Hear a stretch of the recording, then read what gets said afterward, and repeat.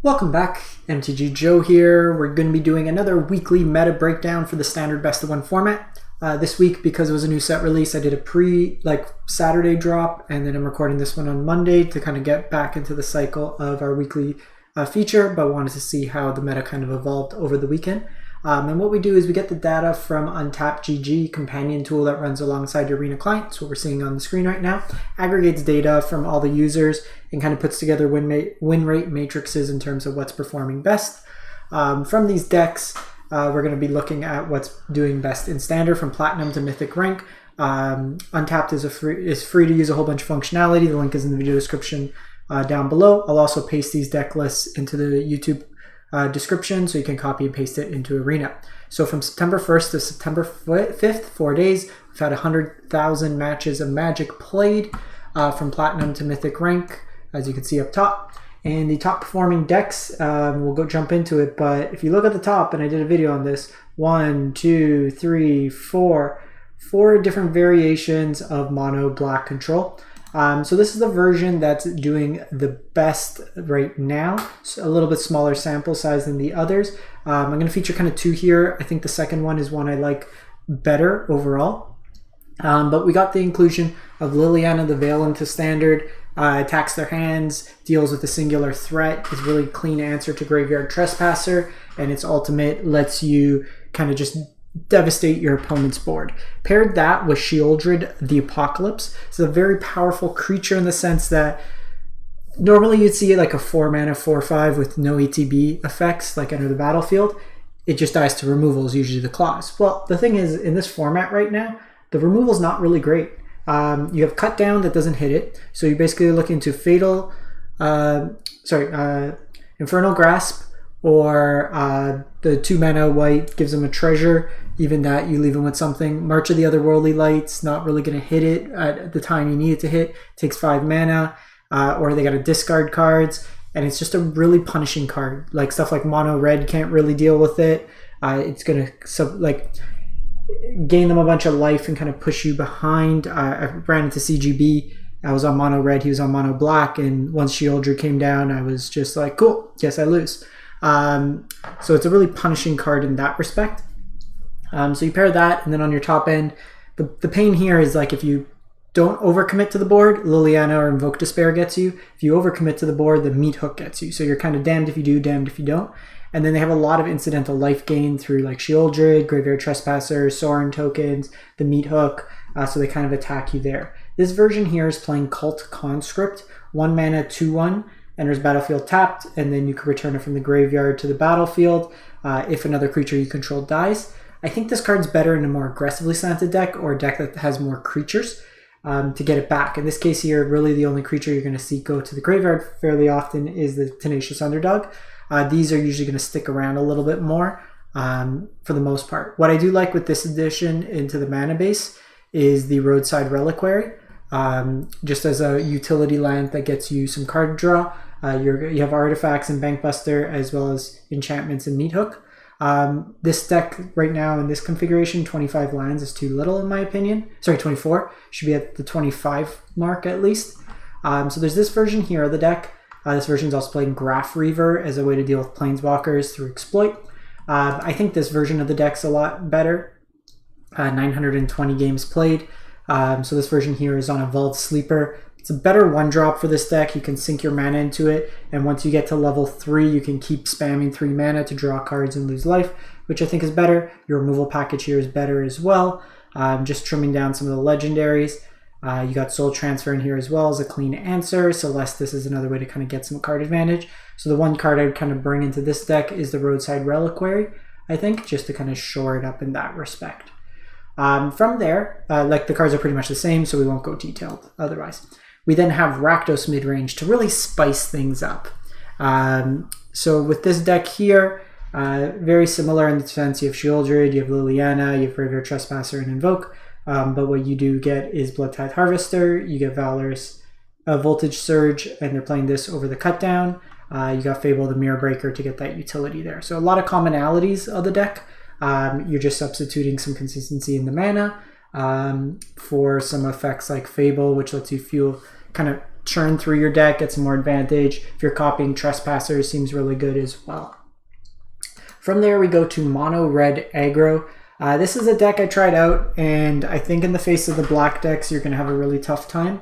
There's no clean answer to Sheoldred, and so Graveyard Trespasser on its own is a pain.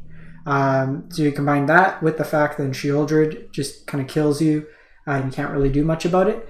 As well as in this particular configuration, pretty much all your threats get hit by cut down. So even when you're looking at stuff like Stormseeker, it's a 2/3. It's going to get hit by cut down. It's going to hurt a lot, so you kind of lose that utility. Similarly, like Squee itself was really good, but it's another card that gets hit pretty easily. This version here, you're playing stuff like Hammerhand to get rid of blockers, but even with that, with Sheoldred, you only get rid of it for a turn. So it's not really the greatest effect. Kumano, you got Phoenix Chicken here. I've been pretty whelmed with Shivan Devastator as well.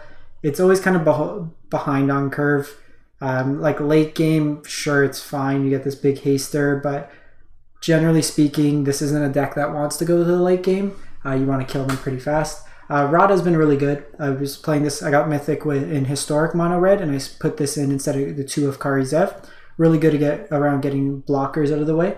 Came in at 37 Mythic this month. Chandra is fine. You're kind of in contention. Chandra you got to play because it is a lot of black-based decks. You need the card advantage, but otherwise it's not the best card in that particular case. The addition of Lightning Strike is nice to Mono Red though. Then we have Celestus Enchantments. There's nothing new about this deck from previous standards, so if you're still waiting on just collecting cards, this deck here is something you might want to look at. Just kind of playing the Mashiko with the Kami's Generous Visitor package. You got some Catildas on the top end as well. And then like Weaver Harmony to double up on tokens. There's nothing really new here, so I'll include it in the list, but do with it as you would. Then we go to Gruul Aggro. So I played another version of Gruul, like a hasty version, and there's some cards that really stood out here. The Beast Caller was fine. It does get bigger over time with more creatures. You get to redistribute the counters. It's a little rough on the play when you play this on turn 2 if you don't have a 1-drop out, and then they play Liliana to sacrifice. So I went a little bit heavier on my version with the 1-drops. The video will be dropping in the next couple days on that one. But going this into Squee is nice because Squee basically gets you 2 counters for it. Squee itself and then the trigger. Again, Stormseeker and Halana are both cards that I've been underwhelmed with because they get hit by Cut Down, which is such a prevalent removal spell right now. You don't want your 3 and 4 drops to be hit by a 1-drop. In an aggressive deck, it's really just tempo loss. I've been going Thundering Raiju and Uvenwald Oddity in terms of my top-end threats.